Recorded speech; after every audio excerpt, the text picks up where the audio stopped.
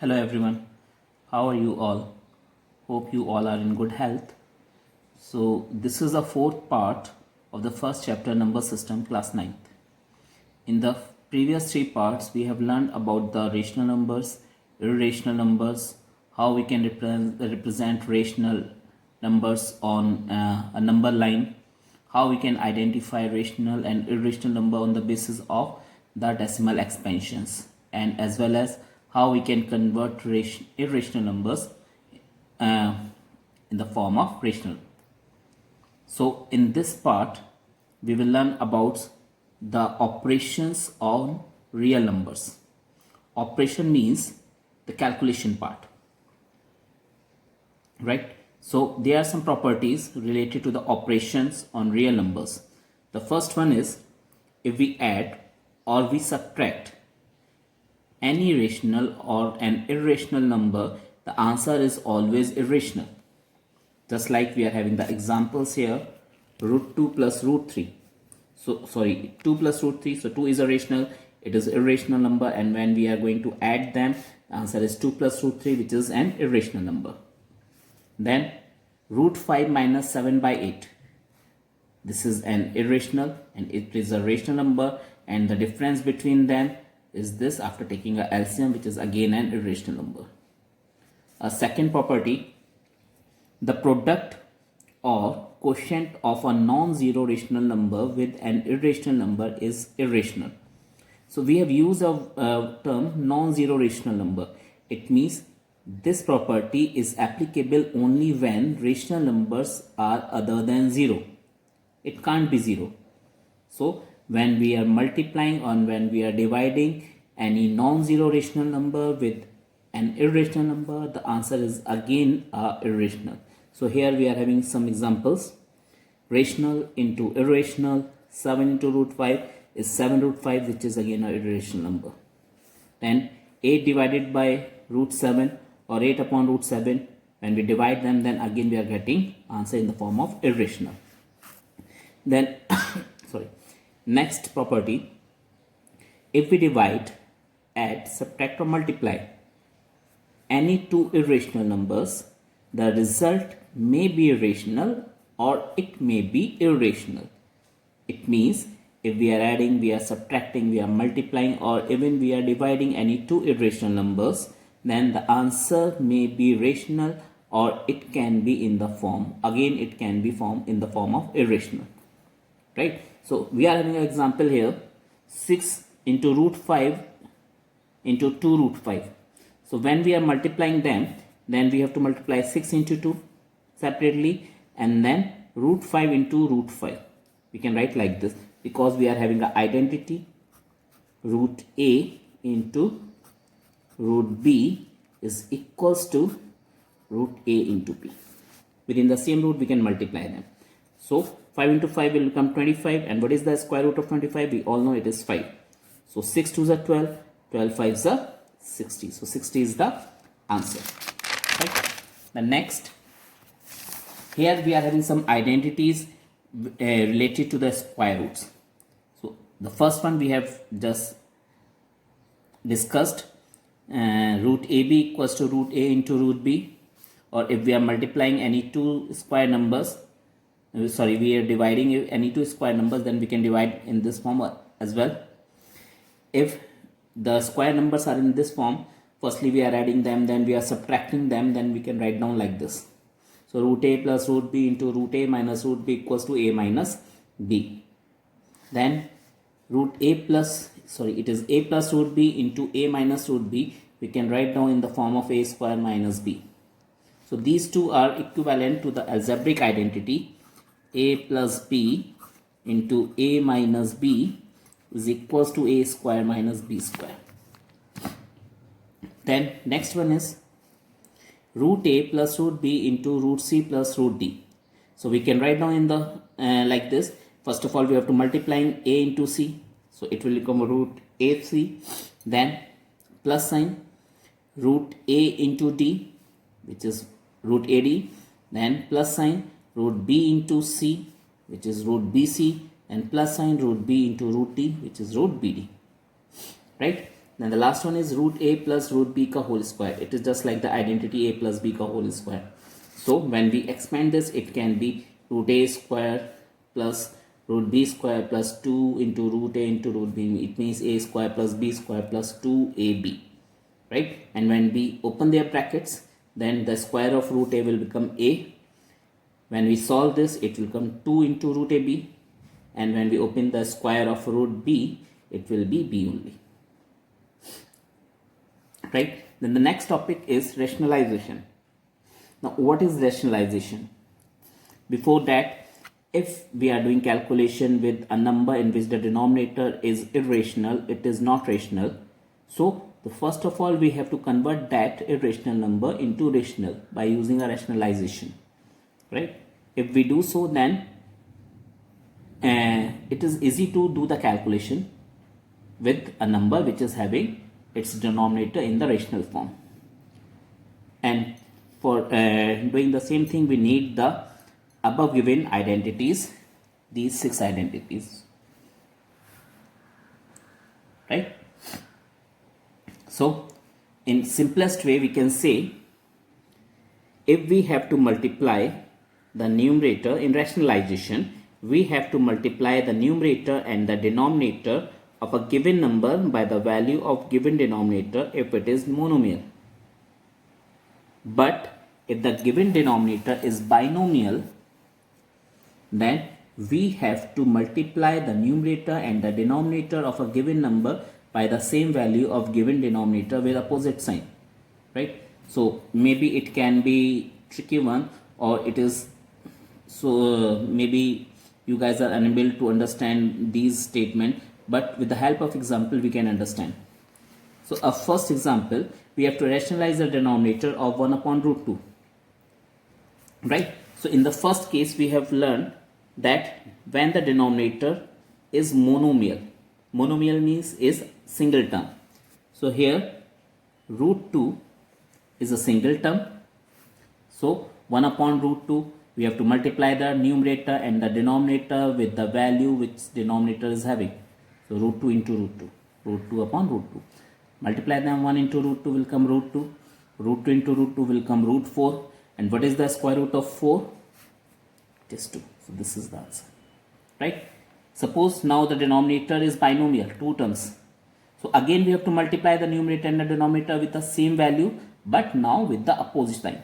This we have written here with the opposite sign, right? So it will remain the same, 1 upon 2 plus root 3. Now write down the given number into with the same value with opposite sign.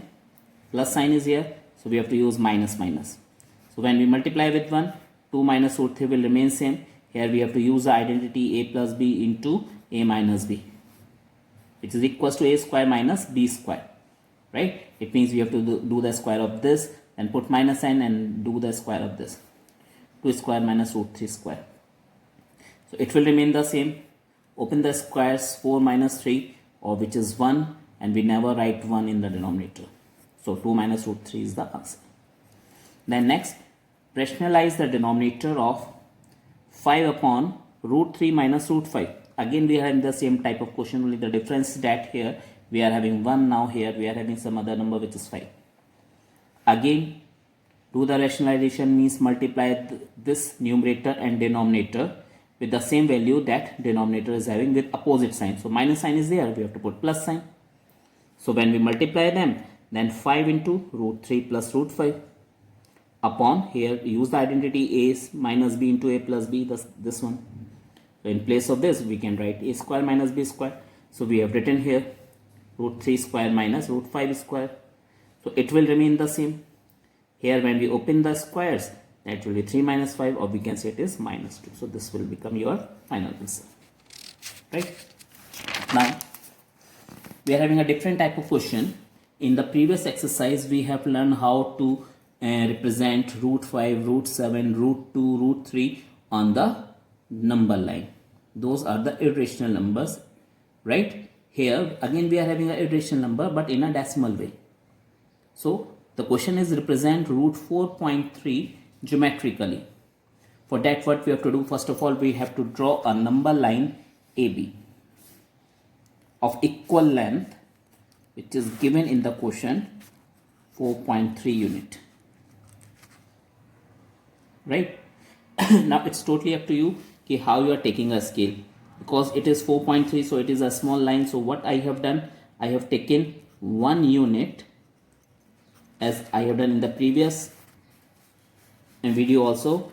1 unit equals to 2 centimeter, right? So it means 4.3 unit will equals to 8.6 unit centimeter.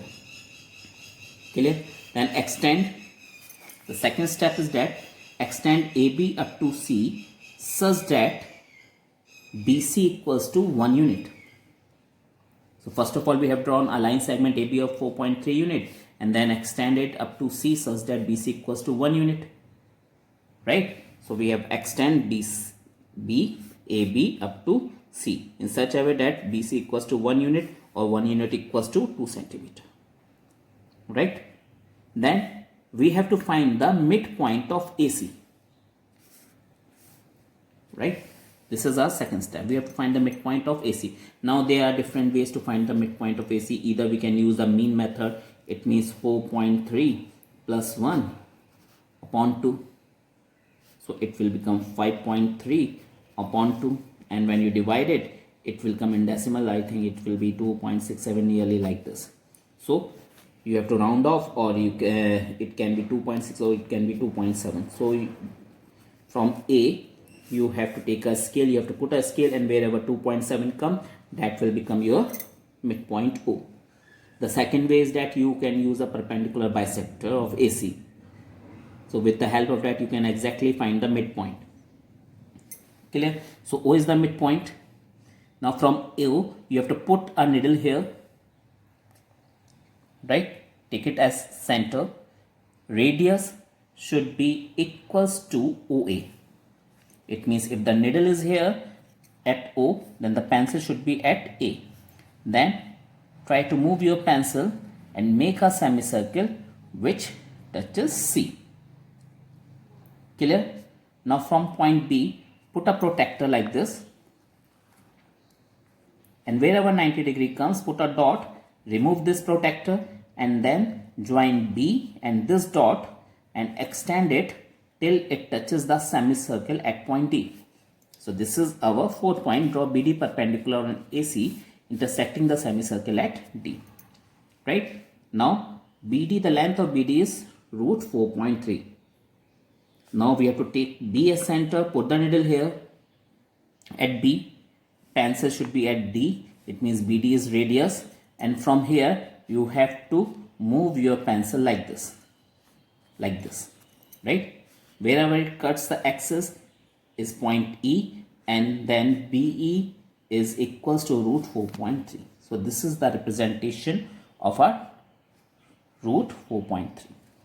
Hope this is clear to you people, right? Now we will move towards the exercise. Exercise 1.5, question number 1. Question number 1, we are having 5 parts and we have to classify whether these numbers are rational or irrational numbers. So our first one is 2 minus root 5. So according to the property, we know if we are subtracting a rational and irrational, the answer is always irrational. So it is irrational by using a property. Then second, 3 plus root 23 minus root 23. Right? Open the bracket. When we open the bracket, then we are having the similar terms with opposite sign. So we can cancel them. And only 3 is left, which is a rational number. Then 2 root 7 upon 7 root 7. Again we can cancel root 7 by root 7, and 2 upon 7 is left. It is in the form of P upon Q. So again it is a rational number. Right? Then 1 upon root 2. So it is a rational, it is irrational, and according to the property, we can say if we are dividing the rational and irrational number, the quotient is always irrational. So again it is a irrational number. Then 2 pi. 2 is rational, pi is irrational. It means the product of rational and irrational is again a irrational number. So again 2 pi is an irrational number. Right? Now question number 2. We have to simplify the given expressions. The first one is 3 plus root 3 into 2 plus root 2. We have to use the identity Fifth one, a plus root b into root c plus root b, right? So we have to use that. So first of all, multiply 3 into 2, 3 to the, then put plus sign, this plus, then 3 into root 2, then again this plus 2 into root 3, then plus root 3 into root 2, right? Solve them. 3 to the 6, it will come 3 root 2, then 2 root 3 as it is, and then root 3 into root 2 will come root 6, right? So this is the answer, because now we are not having any like terms here that we can add. So this is your answer. Then second part, 3 plus root 3 into 3 minus root 3. We have to use the identity a plus b into a minus b. It means a square minus b square. So 3 square minus root 3 square. Open, just solve the squares. So 3 square is 9 and root 3 square is 3. So 9 minus 3, which is equals to 6. Now the third one, root 5 plus root 2 ka whole square. The last identity, a plus b ka whole square. So root a square plus 2 into root 5 into root 2 plus root 2 ka whole square. It means a square plus 2ab plus b square, like this, right? Open the squares, it will come 5, it will come 2 here, right? And when we solve this, 2 into root 5 into root 2 will come root 10, 2 root 10. So these are the like terms. We can add them. 5 plus 2, 7 plus 2 root 10. This is your answer, right? Then the fourth part, root 5 minus root 2 into root 5 plus root 2. Again we are having the identity. Once we are subtracting the numbers and then we are adding the same numbers. So we can write a square minus b square. So root 5 square minus root 2 square of 5 minus 2, which is 3, right? Then question number 3, it is given that how we can, in this question, it is given that how we can define pi. So they are saying that pi is defined as the ratio of the circumference of a circle to its diameter. It means according to the question, the value of pi is equals to c upon d, right? And it seems that it contradicts the fact that pi is irrational, because we always say that pi is irrational, but when we use these values, then they both are rational. So how can pi be rational? This is the meaning of the question, and we have to resolve this contradiction, right? So actually there is no contradiction, as either c or d, they can be irrational, because when simply when we are using a scale, so we are having the approximate values, we are not having the accurate values. So whatever the values we are measuring with the help of ruler, scale, then those are the approximate values. Those values are not the accurate values. So when they are approx, then those values can be irrational also. So once if they are irrational, so again the answer of this fraction will come irrational, and we can say the pi is irrational, right? Then next one is represent root 9.3 on the number line. Again we have to repeat the same thing. First of all, draw AB of 9.3, right? Then extend BC up to 1 unit. Clear? Find the midpoint of AC, which is O. Then taking O as center, OA as radius, draw a semicircle which meets at point C. Then from point B, draw a perpendicular with the help of protractor which intersect the semicircle at point D. Put the needle here at point B. It means you have to take B as center and BD as radius. Just move your pencil like this wherever it cuts the axis. That point is E, and BE represent root 9.3. Right? So these are the steps you can see. And this is the geometrical figure. Now the last question, rationalize. We have to rationalize the given parts. First part is 1 upon root 7. So again we have to do the same thing. We have to check the denominator. It is monomial. So we have to multiply the numerator and the denominator with the same values. So root 7 upon root 49. And what is the square root of 49? It is 7. So this is the answer. Second part, 1 upon root 7 minus root 6. Now we can see it is binomial. So we have to multiply the numerator and the denominator with the same values with the opposite sign.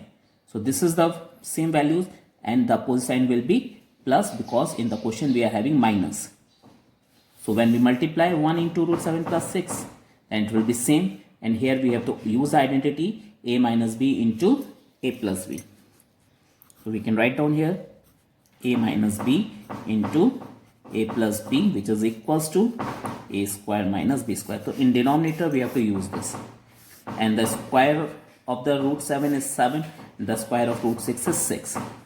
So 7 minus 6 is 1, or it is the answer. Then C part, 1 upon root 5 plus root 2. Again it is a binomial, so we have to multiply the numerator and the denominator with the same values with opposite sign. So plus is here, we have to use minus. So 1 into root 5 minus root 2 will remain the same. Then here we have to use the same identity a plus b into a minus b. It means a square minus b square. So root 5 square minus root 2 square. Open the squares, it will remain 5, it will remain 2, 5 minus 2 is 3. So root 5 minus root 2 upon 3. Then the last part, 1 upon root 7 minus 2. So 1 upon root 7 minus 2, it is a binomial. We have to multiply the numerator and the denominator with the same value with opposite sign. So plus plus, right? It will remain the same because we are multiplying, right? And here we have to use identity a minus b into a plus b, this one. So in place of this, we can write a square minus b square, or in place of this, we can write root 7 square minus 2 square. So when we open the squares, it will be 7 minus 4, right? 7 minus 4 is 3. So root 7 plus 2 upon 3. This will become your final answer. Hope this video is again helpful for you people. If you guys are having any problem, then please give me some suggestions, comments through which I can resolve your problems. And hope you will like the video. If you like, then please just press the like icon. And thank you very much.